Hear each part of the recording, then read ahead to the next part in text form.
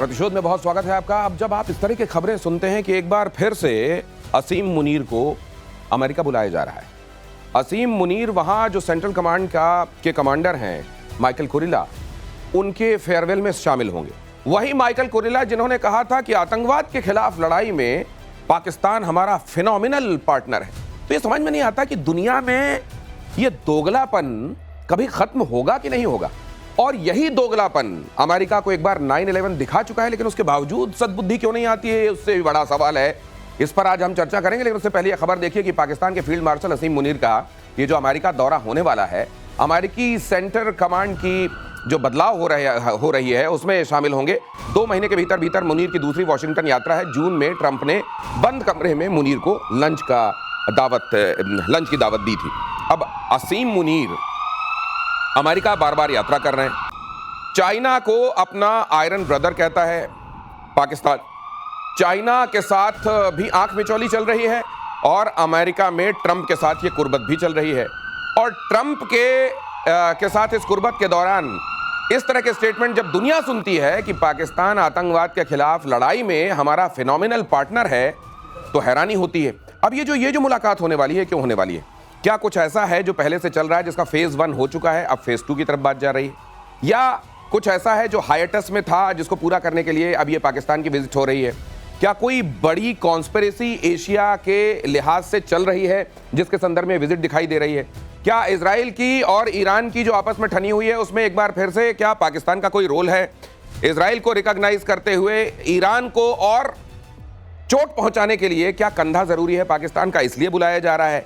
या जो कई चीज ग्लोबली आप बहुत सारी चीजें जो बदलते हुए देख रहे हैं, जिसमें ग्लोबल ऑर्डर ये भी दिखा रहा है कि इधर चाइना की यात्रा में प्रधानमंत्री नरेंद्र मोदी जा रहे हैं। एक बार फिर से ये बातें होने लगी हैं कि रशिया, इंडिया, चाइना, क्या ये एक पावर ब्लॉक के तौर पर उभर सकता है? ये तमाम संभावनाएं जो चल रही हैं, उस बीच में ये जो विजिट होने वाली है, ये क्या बताती है? ये महत्वपूर्ण सवाल है। ये देर मत कीजिए, हिमाचल श्रीवास्तव आइए जल्दी से। ये आप सुन रहे हैं, मैं देर करता नहीं, देर हो जाती है। अच्छा, ये जो यात्रा होने वाली है, क्यों जा रहे हैं अमेरिका फिर से? देखिए, 2 बातें होती हैं। जिसको आप रस्से से खींच सकते हैं, उसको खींच के बुला रहे हैं।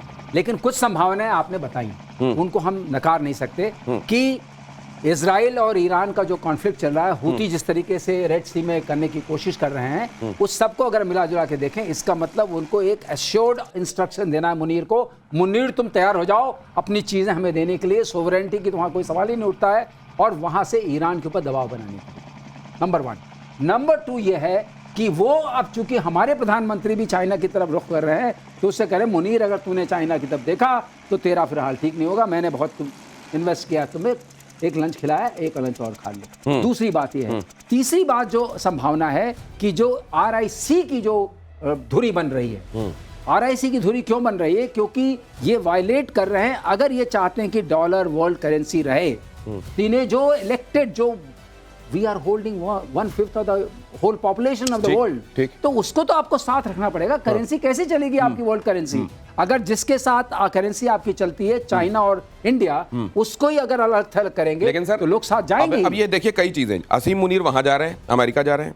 मुनीर की फौज के बहुत सारे लोग रशिया की तरफ से लड़ने के लिए पहुंच गए हैं, रशिया की सरजमीन पर। अब ये तो जाहिर है चाइना के इशारे पर हुआ होगा। ये जो चाइना और अमेरिका को बैलेंस, क्या ये पाकिस्तान तनी हुई रस्सी में चलने की कला सीख गया है और उसको बहुत अच्छे ढंग से क्या जनरल सिन्हा वो निभा रहा है, या आपको लगता है ये बहुत जल्द उसको एक्सपोज करेगा, 2 नावों की सवारी भारी पड़ेगी? पहली बात, जो आप कह रहे हैं कि पाकिस्तान से काफ़ी लोग गए हैं रशिया की तरफ लड़ने, उसमें मेरा बहुत बड़ा क्वेश्चन मार्क है। ये ऐसा है कि नहीं है या फिर ये प्रोपेगेंडा तो नहीं है? जेलेंस्की बोलता है, जेलेंस्की क्या क्या नहीं बोलता है। अच्छा, हाँ। तो भारत से भी कुछ लोग गए थे एज ए मिशनरीज, नेपाल से चले गए थे, तो वो हो सकते हैं। बात क्या है, जो मेरी आकलन कहती है कि पाकिस्तान में असीम मुनीर साहब और बहुत बड़े डेलीगेशन के साथ जा रहे हैं। और क्या है उनका, वो कहते हैं जो सेंट्रल कमांड है, उनके जो रिटायर्ड जनरल के एक्चुअली फेयरवेल में जा रहे हैं। है बहाना, मगर ये इंडिया सेंट्रिक है। ये आप ये लेके चलिए, this is India centric. India ने जिस तरह से उनके 50% वाला और RIC वाला जो आपने बात की, उसके कारण उनकी पैर की जमीन से नीचे निकल गई।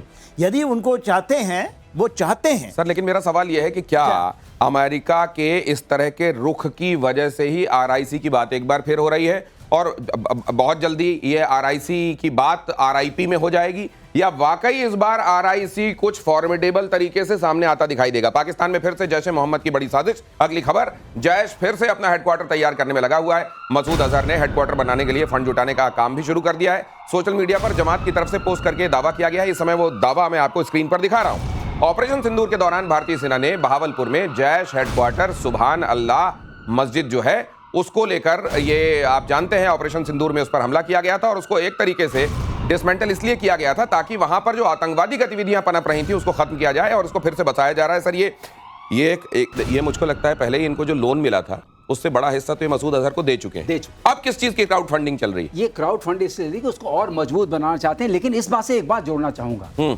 आप देखिए इस वक्त मुनीर वहां जा रहे हैं और ये यूएस बैंड टेररिस्ट ऑर्गेनाइजेशन है, ऐसा नहीं है, और यूएन बैंड है। ऐसा नहीं कि मुनीर के संरक्षण में ये पल बढ़ रहा है फिर भी मुनीर को बुलाया जा रहा है। तो मुझे मन में एक ख्याल आता है, एक चीज मैं जरूर कहना चाहूंगा, इस पूरे पीरियड में 6 महीने जो ट्रंप रहे हैं प्रेसिडेंट, इनकी नेटवर्थ पहले 2.1 बिलियन डॉलर्स थी, आज बढ़ करके ये 5 बिलियन डॉलर्स हो गई करीब करीब। और उसमें किसका सबसे बड़ा रोल रहा है? क्रिप्टो करेंसी का। इनके नाम पे यूएस में एक डॉलर ट्रम्प करके क्रिप्टो करेंसी है। इन्होंने यहाँ पर जो स्टीव विटकॉफ हैं, जो उनके मिडिल ईस्ट के खास वो हैं इन्वॉय प्रतिनिधि, उनके बेटे ने और इनके दोनों बेटों ने, ट्रम्प के दोनों बेटों ने मिलजुल के 60% पाकिस्तान की क्रिप्टो करेंसी में लगाया है। अच्छा, जो उनका ऑर्गेनाइजेशन है वेल्थ लिबरल फाइनेंशियल्स करके, तो उसके थ्रू लगाया है। इसका मतलब पाकिस्तान में जो करेंसी है और उसमें शेख जो हैं अबू धाबी के, उनका 2 बिलियन डॉलर लगा हुआ है। तो अब आप समझिए पाकिस्तान में वो करेंसी कहां से आती है? अगर क्रिप्टो करेंसी है तो ड्रग माफिया से जो करेंसी बनती है, टेररिज्म से जो करेंसी बनती है, और जो करेंसी ग्रे मार्केट में इस्तेमाल होती है, वो सारी की सारी क्रिप्टो फॉर्म में होती है। अगर आप जोड़ के देखिए तो 60% इसके अंदर उनका स्टेक है। तो अगर मान लीजिए मुनीर उसको सिक्योर करने के लिए गए वहां, क्या मुनीर उसको सिक्योर करने के लिए गए हैं? और क्या एक बार फिर अमेरिका 9/11 जैसी किसी घटना के लिए तैयार रहे? क्योंकि अगर आप इस तरीके से सांप के साथ रहते हुए, खेलते हुए खुद को डसने से बचाना भी चाहते हैं, तो फिर वो एक दिन आपका वो सपना ही रह जाएगा। क्या ये सर, क्या ये 9/11 जैसी घटना, क्या बड़ी आतंकवादी एक तरफ पाल रहे हैं आप, वो पैसे भी आपको चाहिए। अगर आप यही गुड और बैड वाला जो पहले आप चलाते थे फॉर्मूला चलाएंगे तो आप इसके लिए तैयार रहें? क्या ये देखिए, जो डोनाल्ड ट्रंप साहब जो खेलना चाहते हैं, ठीक है, ये तो है, अपनी फैमिली की वो बढ़ा रहे हैं, और किस तरह से क्रिप्टो एक है, बलूचिस्तान का दूसरा है, जो डबल गेम खेल रहे हैं मुनीर के साथ, और उनको पता तो नहीं। सर डर्टी मनी के साथ अपने आप को अमीर बनाएंगे वो? बिल्कुल बना ही रहे। आपको पता होना चाहिए सेकंड टर्म में भारत के अंदर में इनकी 15 जो इनकी प्रॉपर्टीज की आ गए, जो ट्रम्प टावर की बात करते हैं, 15 तो भारत में आ गए, पूरे विश्व के अंदर है। विश्व के अंदर में आप देखिएगा, और हर एक लोग इनको गोल्फ कोर्स के लिए जमीन मुहैया कराना चाहता है। आप देखिए डोनाल्ड ट्रंप कर क्या रहे हैं। डोनाल्ड ट्रंप को ये है कि उनका केवल 2 साल का जो है, ये he is in Hari, because वो 2028 के बाद तो रहेंगे नहीं, ये तो आप लेके चलिए ना। दूसरी बात है, और लोग एक्चुअल टाइम की वेट कर रहे हैं, जो भारत, यदि भारत में आप देखेंगे जो हमारी व्यवस्थाएं हैं, हम जो क्यों उनके साथ केवल टैरिफ के ऊपर में डायरेक्ट आ गए, और जो ये प्रकल्पना आई है जो आरआईसी वाली है, ये रियलिटी है। मोदी जी इसके ऊपर में काम 2016 से कर रहे थे।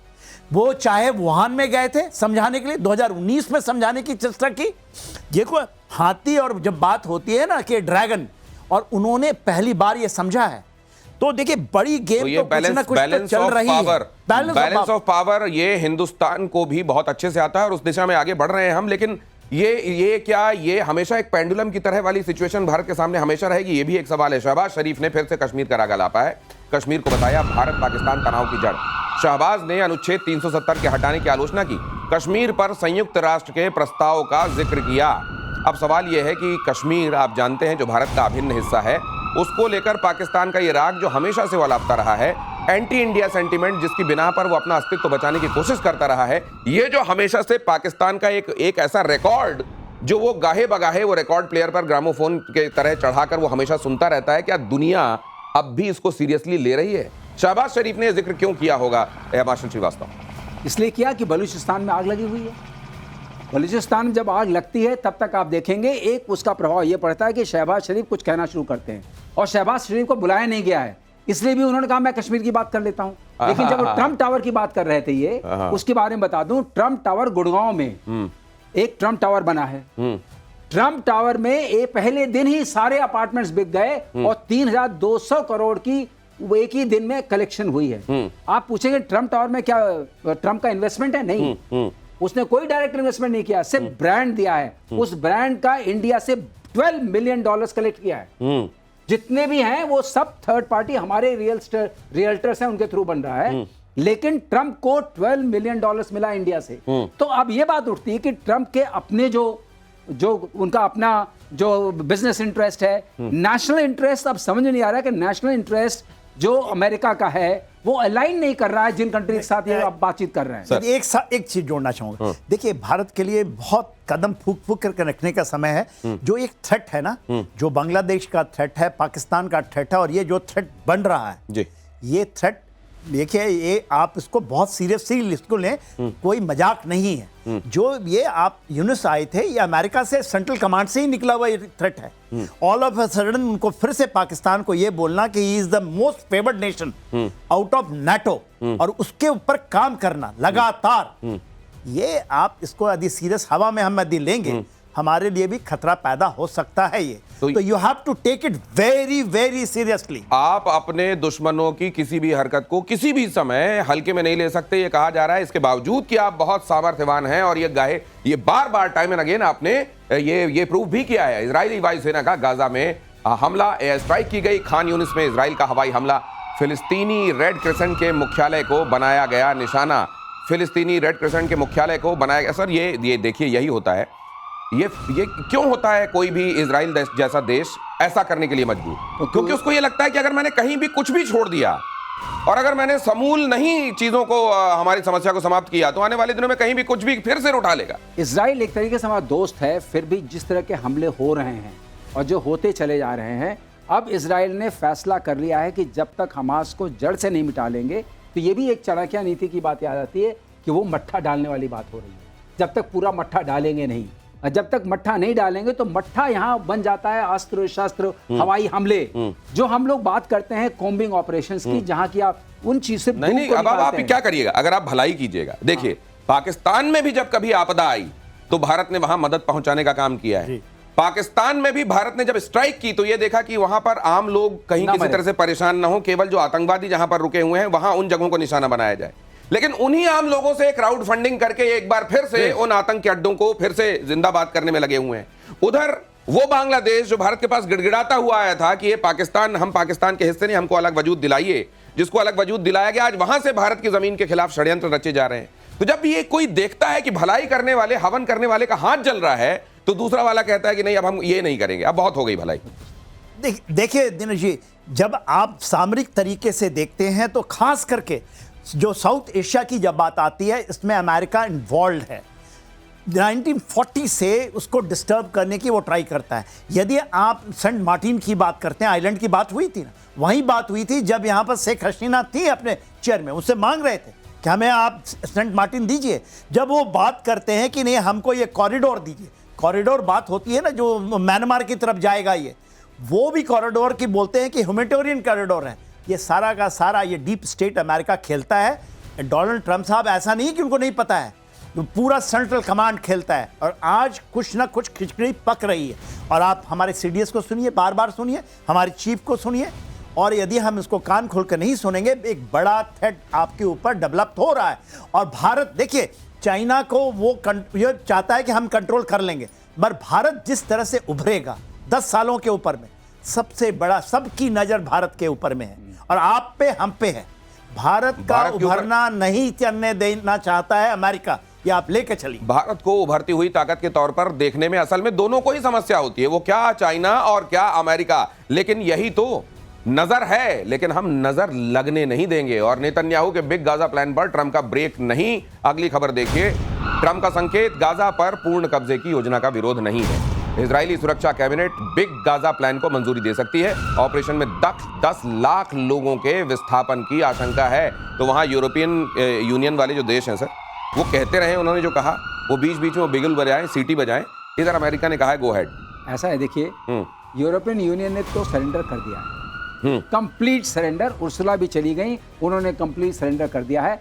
वो कुछ बोलेंगे बीच में, थोड़े मोड़े तार हिलेंगे, तो उसका कोई मतलब नहीं है। और जहां तक बात है हमारे सतर्क रहने की, तो चाणक्य नीति में यह कहा गया है कि दुश्मन कैसा भी हो, ये तो मजबूत दुश्मन है, कैसा भी दुश्मन हो आप हमेशा सतर्क रहिए और दुश्मन की गतिविधियों पर ध्यान रखिए। तो हमें चाहे बांग्लादेश हो, चाहे चाइना हो, चाहे पाकिस्तान हो, और चाहे इंटरनल एनिमीज हो जिसको हम 3.5 फ्रंट वॉर बोलते हैं, सब पे ध्यान रखना पड़ेगा। वो तो राष्ट्रनीति का पहलू बनना पड़ेगा। और दूसरी बात, हमें अस्त्रों शस्त्रों को सुयोजित संयोजित सब करना पड़ेगा, जो हम कर रहे हैं। अपने डिफेंस बजट को हमें बढ़ाना पड़ेगा। अगर 5% की मार्कअप है, इसका मतलब हमारा डिफेंस बजट $200 बिलियन होना चाहिए at a economy level of 4 trillion plus. है क्या हमारा defence budget? We are hovering around 75, 76, 80 billion dollars. तो अगर आपको शक्ति मिलेगी और शक्ति आएगी, शक्ति को ही लोग पूजन करेंगे, ये बात तो सही है। शत्रु बोध होना और शक्ति को उसी हिसाब से बढ़ाते जाना, और फिर ऐसी स्थिति लाना जहां जो आपके खिलाफ साजिश करने वाले लोग हैं वो किनारे में कहीं कोने में दुबके हुए पड़े हों या ऐसा करना छोड़ दें। यही नीति होनी चाहिए। भारत इस दिशा में बढ़ रहा है और अमेरिकी राष्ट्रपति ट्रंप की भारत को एक नई धमकी सामने आ गई है। ट्रंप तो इस दिन हर दिन सुबह उठ रहे हैं और सोच रहे हैं कि आज किसको धमकाना है। मुझको लगता है उन्होंने रोस्टर जैसा कुछ बना लिया है कि आज ये सोमवार को ये, मंगल को ये, और फिर बुधवार को इसको धमकाना है, गुरुवार को इस पे टैरिफ लगा देना है, शनिवार होते होते जो पहले टैरिफ लगाया था उसमें से 10% कम कर देना है, और जैसे ही रविवार होगा तो अनाउंस करेंगे वो 10% जो कम किया था उसको 110% करके फिर से लगा रहे हैं। ये है ट्रंप। अमेरिकी राष्ट्रपति ने धमकी जो दी है, भारत पर सेकेंडरी प्रतिबंध लगाने की चेतावनी दी है। रूस से तेल खरीदना जारी रखने पर सेकेंडरी सैंक्शंस लगाए जाएंगे। ट्रंप के आदेश से भारत पर कुल टैरिफ आप जानते हैं 50% पहले ही पहुंचा हुआ है। ये ट्रंप एक ऐसा है, ट्रंप का एक इनका मीडिया ग्रुप भी है, उसका नाम आप सुनते रहे, लेकिन वो मीडिया ग्रुप है ट्रूथ सोशल। ये खड़ा होता है एक्स के मुकाबले। हाँ। तो ये क्या करते हैं, उसी ट्रूथ सोशल पर पोस्ट कर देते हैं। तो ये उसकी जो है आवाजाही बढ़ा रहे हैं। Thank you for your attention to this matter. तो उसकी आवाजाही बढ़ा रहे हैं। तो ये एक्चुअली वो भी इनका मार्केट चल रहा है कि रोज सुबह उठो, जो तुमने बिल्कुल सही दिनेश बोला, आज इसको चेप देते हैं, कल उसको चेप देते हैं, परसों उसको ठोक देते हैं। तो उसमें कोई सनसनीदायक नहीं, तो मैं ये जानना चाहता हूं क्या दुनिया में अपने आप को रेलेवेंट बनाए रखने और चर्चा में बनाए रखने के लिए ट्रंप अब इस पर उतरे हुए हैं क्या जनरल साहब? देखिए, बात यह है, ट्रंप कहते हैं इसको art of deal. Art of D, हाँ, उन्होंने किताब लिखी, art of deal, art of deal है। और उन्होंने सीखा था जब उन्होंने मीडिया से सीखा है। उन्होंने 2004 से 2017 तक उनकी रियलिटी शो चली है उनकी खुद की। जो आर्ट ऑफ डील में वो कहते हैं, देखिए जो इन्होंने अभी हमें लगाया 25% मोर, वो लगाया 21 दिन के बाद है, इसकी चर्चा नहीं है। ये 27 जुलाई को जा करके ये होगा, अगस्त को ये एक्चुअली। उसके पहले उनकी टीम आ रही है। इसके पहले वो कहते हैं सेकेंडरी टैरिफ भी हम लगा देंगे, आप खरीदेंगे। तो देखिए, मैं ये कहता हूं, टाको कहते हैं ही, जो ट्रंप के ऊपर में टाको एक वर्ड है कि वो ट्रंप हर एक बार पीछे चले जाएंगे, वो करेंगे कुछ और बाद में अपने को वो छोड़ जाते हैं। क्योंकि ही इज नॉट वो कहते हैं ना कि वो शेयर नहीं है।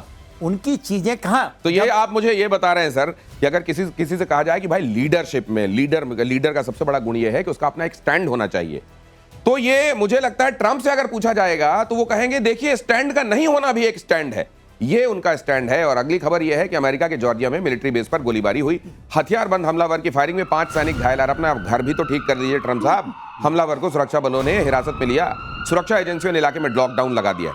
अब ये दुनिया भर में तो करते घूम रहे हैं, थोड़ा अपने घर पे भी ध्यान दे रहे हैं। अब देखिए, दुनिया भर में जितना कर रहे हैं उसका असर घर पे पड़ेगा। ये एक पहला नमूना है और ये नमूना चलेगा, क्योंकि अब बहुत लोगों को इन्होंने प्रतिशोध में ला दिया है, जो प्रतिशोध शो चलता है। और जहां तक ट्रंप की बात है, यू टर्न करने वाली, वो उनका ये आर्ट ऑफ डील में उन्होंने ये लिखा है कि जब आप डील करने वाली समय रेखा पर पहुंचे तो उससे पहले इतना प्रेशर डाल दीजिए कि दूसरा आदमी हर बात के लिए हाथ जोड़ के भाई साहब ठीक है, जैसा आप बोल रहे हैं। लेकिन सवाल यह है कि भारत क्या 140 करोड़ नागरिकों के लिए ऐसा समझौता करेगा जिसमें उसके नागरिकों पर ऐसी चोट पड़े जिससे उठ ना सके? ये क्या पॉसिबिलिटी है? ये पॉसिबिलिटी एग्जिस्ट नहीं करती है। और ट्रंप ने भी ये एक्सेप्ट किया है कि मोदी से बड़ा डील मेकर मैंने नहीं देखा है। आर्ट ऑफ डील में इधर भी art super art of deal है। सवाल ये है, तो फिर चांस क्यों लेते हैं जब उनको चांस मालूम है? उनका ये है कि हमने किताब लिखी है, हाँ। उसका अनुसरण कर रहे हैं। हाँ। अब वो चाहते हैं कि हम प्रेशर डालते रहे। अब ये जो प्रेशर है, हाँ। ये सिर्फ मोदी के ऊपर नहीं है, हाँ। ये 140 करोड़ अरे देशवासियों नहीं पर लेना है। चाहिए पंगा। हम तो पूरे भारतवासी ये मानते हैं कि डील के मामले में गुजरात के पास जो बुद्धि है वो कहीं नहीं है। हाँ। और ये अगर बात ट्रंप रियलाइज कर रहे हैं, मुझे तो आज किसी ने मजाक में कहा कि कोई गुजरात के साहब थे, वो बादाम बेच रहे थे, कहा कि अक्ल तेज होती है इससे। उन्होंने पहले किसी को खिलाया और उससे कहा कि देखो ये अक्ल अभी अभी खाना मत, तुम ये बताओ एक बोरी चावल में कितने दाने होते हैं? उसने कहा ये तो नहीं पता है। बोले अब एक काम करो, 2-3 बादाम खा लो। जब उन्होंने खा लिया तो बोले कि अब ये बताओ 1 दर्जन केला मतलब कितना केला होता है? उन्होंने कहा 12। देखो अकल आ गई ना। अब ये जो है ट्रंप के विशेष दूत विटकॉफ का रूस का दौरा। अगली खबर देखिए, क्रेमलिन में प्रेसिडेंट पुतिन के साथ 3 घंटे तक बातचीत। रूस यूक्रेन शांति वार्ता को लेकर दोनों में बात हुई, युद्ध विराम पर समझौते की उम्मीद बढ़ी।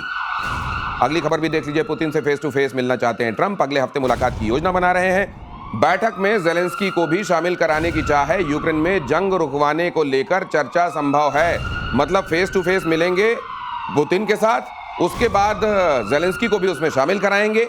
ये जो कर रहे हैं, ये जो इन्होंने सोचा है, क्या ये वाकई होगा? और क्या इससे युद्ध वाकई शांत होगा, या ये भी खुद को चर्चा में लाने और नोबेल पीस प्राइज की तरफ के रास्ते जो है प्रशस्त करने की दिशा में एक कदम है? देखिए ऐसा है, टाको की वर्ड की बात हुई तो मैं आपके चैनल पे एक अनुमति मांगता हूं कि उसका मैं फुल फॉर्म बता दूं। उसका फुल फॉर्म यह है, ट्रंप ऑलवेज चिकन्स आउट। टाको वहां एक बड़ी अच्छी खाने की डिश मानी जाती है, ट्रंप ऑलवेज चिकन्स आउट। तो जहां तक ये बात है, ये जो बात हो रही है, जाएंगे तो अगर उसी टाको को लगाइए तो इन्होंने जो आज तक बोला है कह देंगे ठीक है, मैं तो ऐसे ही कह रहा था।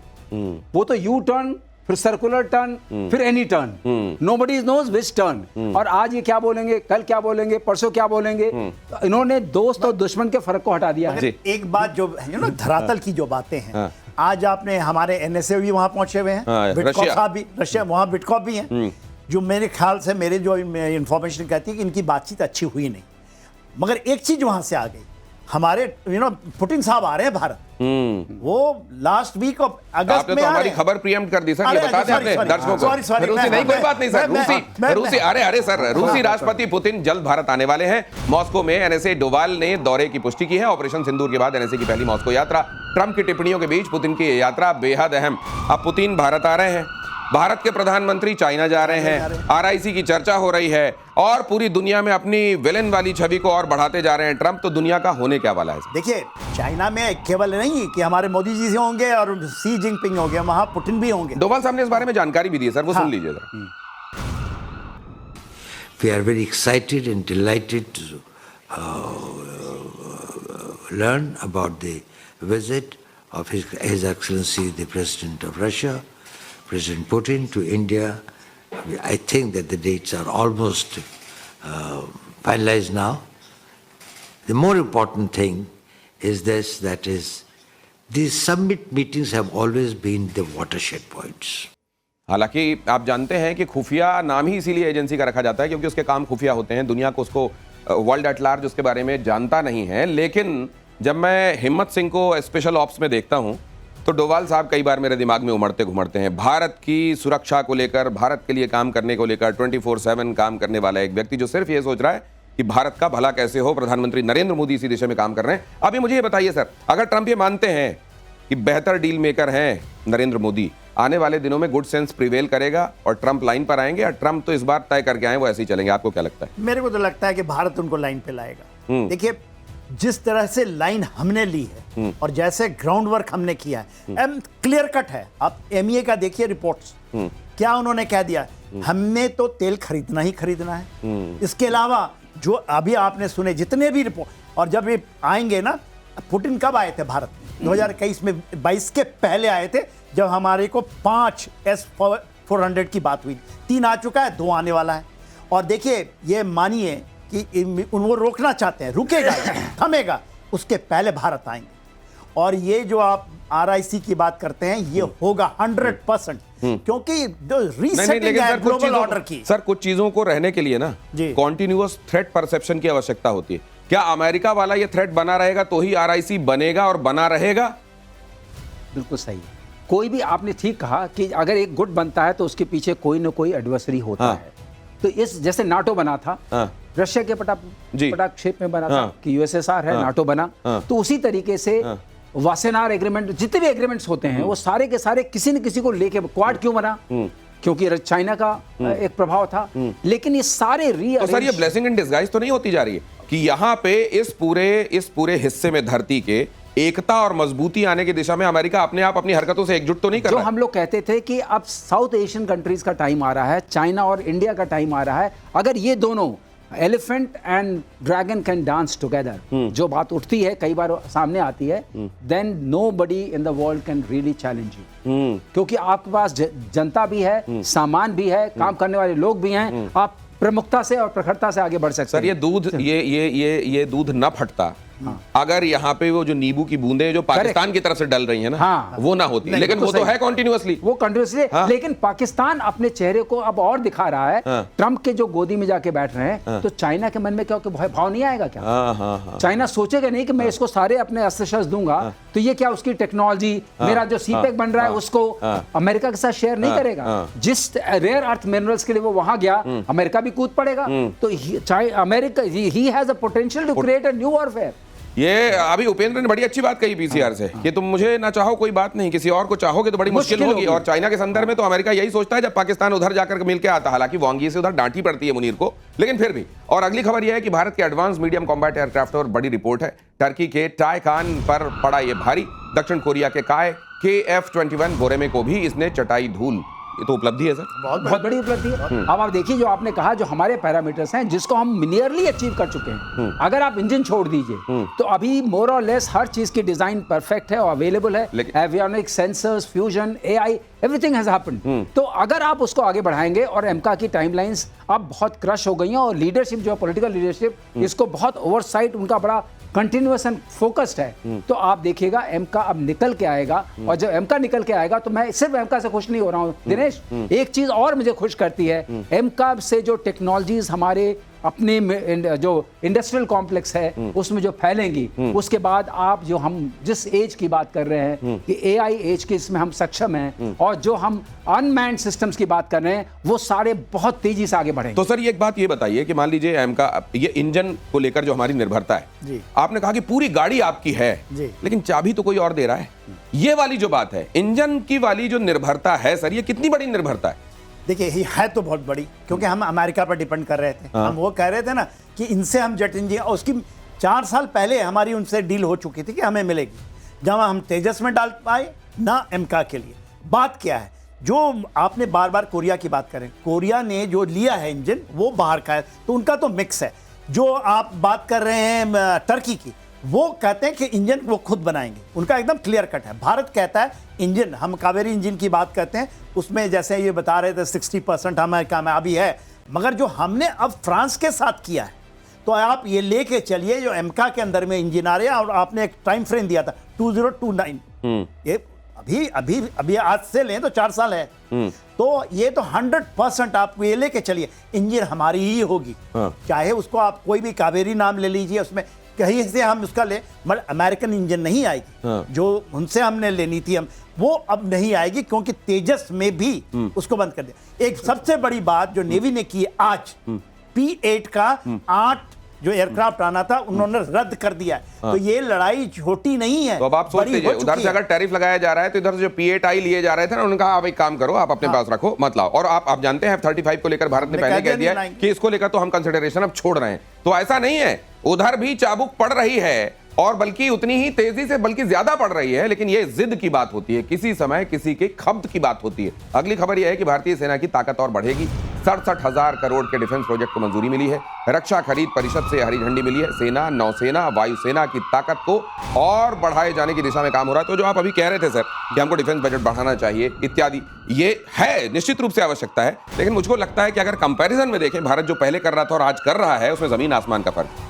दिनेश, फर्क सिर्फ एक है, पॉलिटिकल विल का और पॉलिटिकल अंडरस्टैंडिंग का, कि जो हमारे आसपास की सिचुएशन है, हमें उसमें अपने डिफेंस बजट को उस लेवल पर रखना ही पड़ेगा। आप देखिए, जो हमारी कोस्टल लाइंस हैं, जो हमारी लैंड बॉर्डर्स हैं, वो 7 कंट्रीज के साथ लगे हुए हैं, तो हमें कुछ न कुछ तो करना ही पड़ेगा उसके लिए। और ये डिफेंस बजट, मैं उम्मीद करता हूं कि हमारे अंदर वो समझ आएगी कि हम भी 5% को ऑनर करना शुरू करेंगे। चाहे अभी हम 1.9% पे हैं, हम पहले 3.5% लेवल पे जा सकते हैं और उसके बाद हम 5% जाते हैं। 5% का मतलब क्या है? आपकी इकोनॉमी $4 ट्रिलियन से ज्यादा है, आपके पास $200 बिलियन कम से कम आप खर्च करेंगे। अगर आप डिफेंस बजट पर खर्च करेंगे तो किस में जाएगा? R&D में जाएगा, जो कॉस्टली R&D होती है, वो बजट जाएगा इस तरह के अस्त्र शस्त्र बनाने में। जो हम अभी एरो इंजन की बात कर रहे हैं, एरो इंजन में हम जरूर सक्सेसफुल होंगे। एक बात दिनेश मैं आपसे साझा करना चाहता हूं, वो बात यह है कि पहले भी हम कोशिश कर रहे थे, लेकिन जो अभी गति मिली है कोशिश को, और जो गति उसमें फोकस मिला है, उस गति में आप इसको पहले से ज्यादा कर सकते हैं। और मेरा तो अब एक बात और समझिए आप, ये जो कह रहे हैं मार्शल श्रीवास्तव, इसको इसकी गहराई समझिए। इस समय जो इम्पेटस मिला है, इस समय जो गति मिली है, उसकी वजह भी समझिए। जिस पॉलिटिकल विल की बात की जा रही है, उस पॉलिटिकल विल के रहते हुए यह गति मिली है। तो आप सोचिए, जब भारत को यह गति मिल रही होगी तो किसको रास नहीं आएगा?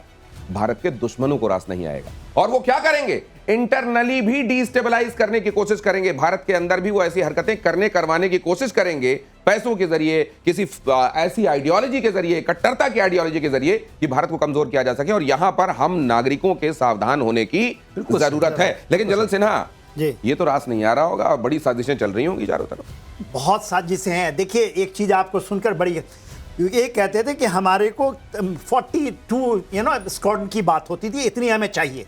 आज के दिन में 29 के आसपास में हो गए हैं, हम इतना कम हो गए। मगर सामरिक, जो हमारी भारत की सामरिक क्षेत्र के अंदर में जो बातचीत होती है, भारत ने कहा 42 नहीं, हम 84 बनाएंगे, डबल। और ये उसने एक टाइम फ्रेम रखा है 10 साल का। तो ये जो चीजें हैं ये होंगी। ये हमने जो, मैंने भी मैं एडीजी इन्फेंट्री रहा हूं, 80% जो वेपन इक्विपमेंट हमने उनको डील किया है।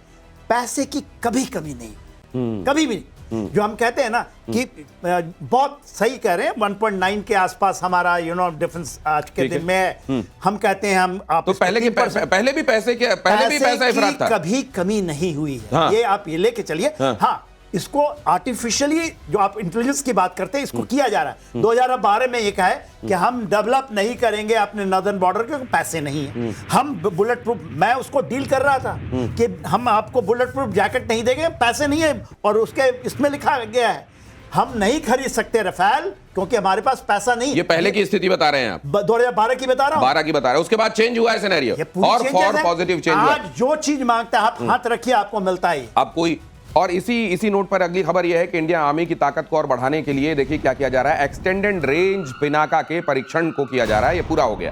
भारतीय सेना में जल्द ही शामिल होंगे रॉकेट। सर, ये क्या, किस तरह की ताकत देगी? ये ताकत ये है कि पहले रेंज हमारी करीब 40 के आसपास थी, अब 75 हो जाएगी। 40 किलोमीटर से 75 किलोमीटर। ये दूसरी ताकत ये बढ़ेगी, जो एआई कहते हैं, ये मल्टी बैरल रॉकेट सिस्टम है ना सर, हमारा। और ये हम पहले 40 तक पहुंचाते थे, 75 तक पहुंचाएंगे। और एरिया डिनाइल वेपन्स, यहाँ पर हम वही चलाते हुए परीक्षा। एरिया डिनाइल म्यूनिशंस इसमें लगते हैं। जैसे किसी एक एरिया में अगर आपने इसको लॉन्च किया तो पूरा का पूरा तहस नहस हो जाएगा पूरे उसमें। न तो बचेगी कोई इन्फेंट्री डिवीजन, न बचेगी कोई आर्मर्ड डिवीजन, न कुछ बचेगा। तो अपने आप में बहुत सक्षम है। इसमें एक बात और हो गई है, इसमें जो इन्होंने गाइडेंस सिस्टम लगाया है, उसकी वजह से ये हो गया है कि अब आप जो है सटीक मार कर सकते हैं। मतलब आप इसमें लैंड करेंगे, आपका मिस डिस्टेंस ज्यादा 20 से 25 मीटर हो सकता है। उस तक ये बहुत बड़ी बात होती है इस टाइप के आर्टिलरी सिस्टम। अब जब ये भी सुनते हैं आप कि भगवान के धनुष के नाम पर पिनाका नाम रखा जा रहा है, जब आप ये देखते हैं कि एक टुकड़ी जो खास तौर से जो ड्रोन के साथ डील करेगी और खास तौर से कॉम्बैट के लिए ट्रेंड होगी, उसको भैरव नाम दिया जा रहा है, तो आपको ये लगता है कि आप अपनी संस्कृति को समग्रता से लेकर हर क्षेत्र में आगे जा रहे हैं?